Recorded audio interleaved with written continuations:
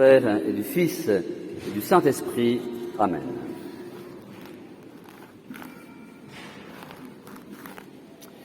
Chers enfants, et vous spécialement, chers enfants qui allez faire votre première communion, Guillaume, Lirette, Théophile, Irène, Louis, Alice, Victoire et François. C'est une belle fête pour faire sa première communion. Cette fête, vous le savez, elle a été voulue par Jésus lui-même. Vous savez qu'il y a quelques fêtes dans l'année, on en a parlé lors de la fête de la Divine Miséricorde, le dimanche après Pâques. Il y a quelques fêtes dans l'année où c'est Jésus qui a demandé qu'il y ait une nouvelle fête pour l'Église, pour toute l'Église. Et il voulait justement qu'il y ait une belle fête en l'honneur de son corps et de son sang, en l'honneur de l'Eucharistie. Oui, c'est une joie pour toute l'Église aujourd'hui, non seulement l'Église de la terre, mais pensons aussi à l'Église du ciel. Tous les saints et les anges au ciel se réjouissent avec nous. Il existait bien sûr déjà avant une fête pour l'Eucharistie. C'est la fête du Jeudi Saint, où l'Église rappelle ce jour où Jésus a célébré la première messe et a institué en même temps et le sacrement de l'Eucharistie et le sacrement de l'ordre qui fait les prêtres. Mais le Jeudi Saint, c'est aussi l'entrée dans la passion de Jésus. Et c'est pourquoi c'est une fête qui est marquée aussi par une certaine tristesse. Un Jésus qui va souffrir la passion. Et c'est pour ça que Jésus voulait une fête joyeuse en l'honneur de l'Eucharistie. Et nous allons cet après-midi encore faire éclater notre joie dans les rues de la ville, en lançant des pétales de roses devant Jésus et en chantant des cantiques pour célébrer sa gloire et lui dire merci d'être avec nous. Merci de nous accompagner sur la route. Merci de ne jamais nous abandonner. Et nous donnerons ce témoignage aux hommes qui ne le connaissent pas. Certainement, certains vont se dire, mais c'est qui ces gens qui processionnent et qui chantent dans la rue? Ils ont l'air un peu fous. Eh bien non, ils ne sont pas fous. Ils savent seulement voir que dans l'Eucharistie, c'est Jésus qui est présent. Alors se réjouir de cette belle fête, chers enfants, cela veut dire aussi de ne pas oublier de remercier. Ce serait trop peu de se réjouir. Il faut remercier Dieu de cette belle fête et surtout de ce mystère de l'Eucharistie. Et bien se préparer à recevoir Jésus dans son cœur. Et cela fait un moment, chers enfants, que vous vous préparez.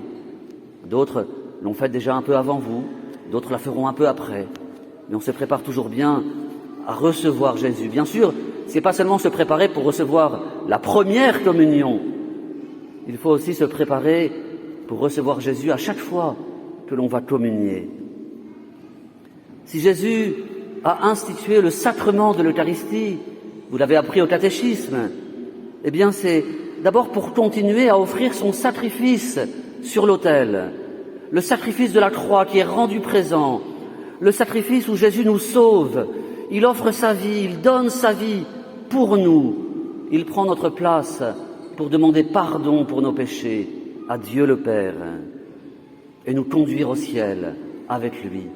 Oui, c'est pour ça que Jésus a institué le sacrement de l'Eucharistie, pour continuer jusqu'à la fin du monde à offrir le sacrifice qui nous sauve.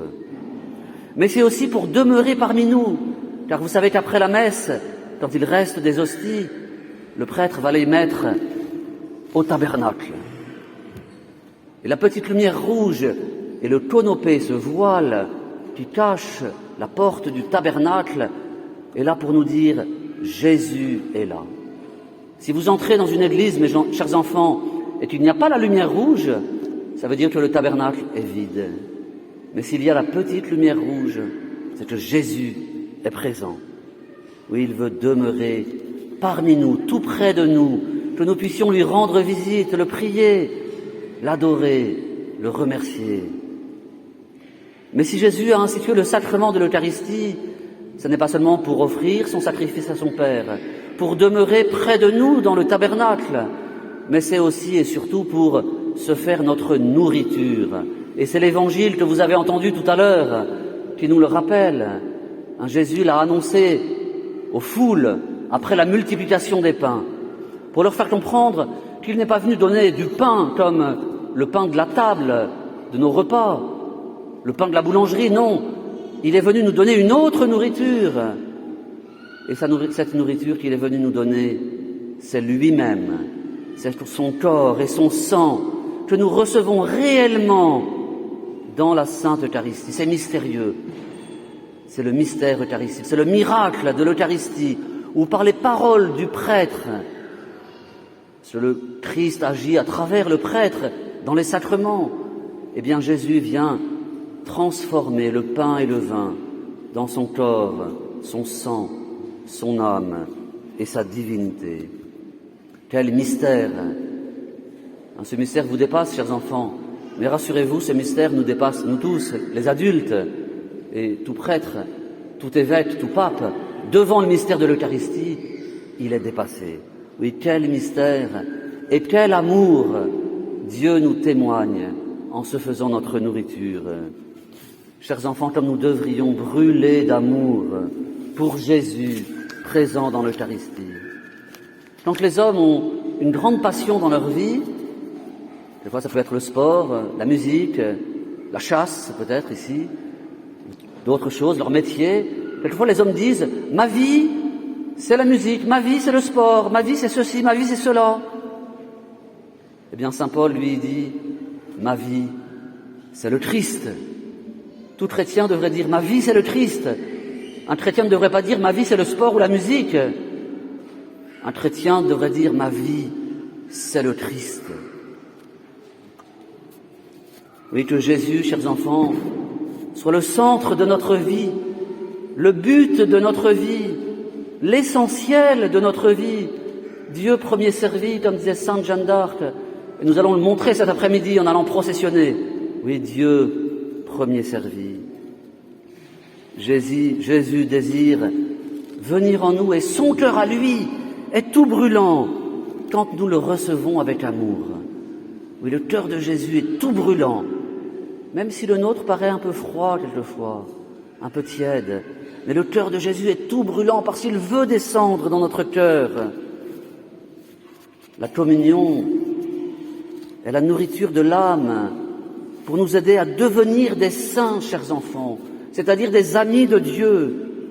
Alors disons dans notre cœur, avant de communier, après avoir communié, disons-lui, Jésus, je vous aime et je désire vous aimer davantage. Oui, être ami de Dieu, c'est-à-dire être intime de Dieu. Être ami de Dieu, ça veut dire aussi lui parler souvent. Avec un ami, on parle souvent. Ça veut dire aussi l'écouter. Si nos amis ont fait que parler et qu'on les écoute jamais, on n'est pas un bon ami. Non, on doit parler souvent à Jésus, écouter souvent Jésus, penser à lui souvent, vivre avec lui. Bien, chers enfants, tout ça, c'est le secret du bonheur, non seulement au ciel, où nous le verrons, mais déjà sur la terre. Mais il faut pour cela bien préparer chacune de nos communions et ne pas oublier de remercier ensuite. Certains d'entre vous connaissent sans doute un petit garçon qui s'appelait Guy de Fontgalan, petit garçon mort à 11 ans, il y a 100 ans à peu près. Au début, c'était un petit enfant capricieux, un enfant colérique, souvent paresseux, peut-être comme certains d'entre nous. Mais très tôt, il a compris que Jésus était dans son cœur. Et c'était pour lui une grande joie de savoir que Jésus, depuis son baptême, était dans son cœur. Et dès ses 4 ans, c'est jeune, il avait déjà le désir de communier. Mais il devra attendre d'avoir 7 ans pour faire sa première communion. Et il la préparera avec un très grand sérieux, parce que c'est une chose sérieuse. Il offrira beaucoup de sacrifices pour ressembler à Jésus dans sa passion et pour se corriger de ses défauts. Et il prendra la résolution d'être très fidèle à sa prière chaque jour, le matin et le soir, et de se confesser souvent, chaque mois. Et le jour de sa première communion, alors qu'il avait dans son cœur le désir d'être prêtre, il entend Jésus lui dire « Mon petit Guy, je ferai de toi un ange ». Alors il ne comprend pas bien ce que Jésus veut lui demander, mais il dit oui à Jésus. Et son désir de l'Eucharistie va encore grandir pendant les 4 années qui lui restent à vivre. En même temps que son amour de la très sainte Vierge Marie, notre Mère du Ciel, à qui il demande de l'aider à bien recevoir Jésus dans un cœur pur et plein d'amour. Marie, qui a toujours dit oui à Dieu, est son modèle et doit être aussi le nôtre, chers enfants, mais le nôtre à nous tous, mes bien chers frères. Guy dira à 8 ans, 1 an après sa première communion, il dit « Oui » est le plus joli mot que l'on puisse dire à Jésus. Alors, chers enfants, qui allez faire votre première communion, puissiez-vous dire aujourd'hui aussi « Oui » à Jésus, « Oui » à tout ce qu'il vous demandera, « Oui » à la volonté de Dieu, qui s'exprime en particulier dans les commandements de Dieu, qui nous montrent le chemin du ciel. Et donc, non au péché, qui déplaît à Dieu et blesse notre âme. Non aux démons, qui nous tentent pour nous entraîner en enfer avec lui. Alors pour dire oui à Jésus et non aux démons, communiez souvent avec un grand désir. Préparez bien votre cœur pour bien recevoir Jésus, et avec Marie, dites oui et merci à Jésus. Au nom du Père et du Fils et du Saint-Esprit. Amen.